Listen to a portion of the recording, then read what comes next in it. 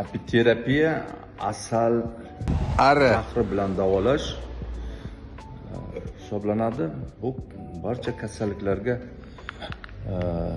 dori darmonlar yordam bermagan taqdirda qilinadigan usul hisoblanadi. Bu usulda barcha bo'g'in kasalliklari da qilish mumkin. Autoimmun kasalliklarda, prostata bezini shamollashda yordam beradi.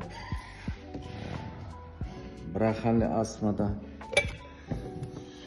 hozir biz terapiya o'tkazamiz. Nevaramda kecha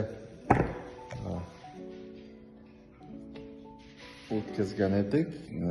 Probni, mana bu probni allergiyasi bormi yo'qmi sinab ko'rdik. Allergiyasi yo'q ekan. Demak, allergiya bo'lganda mana shu tochkani atrofida yulduzchali qizarish paydo bo'lishi kerak. Bunday qizarish paydo bo'lmadi. Mana kichkinagina cheklangan uzil bilan chegaralandi. Demak, bunda allergiya yo'q.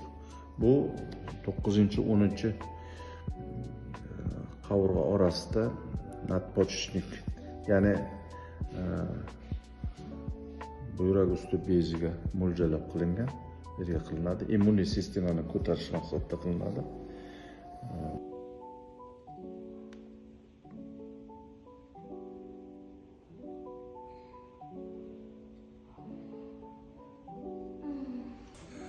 Zahar nishi qoldi.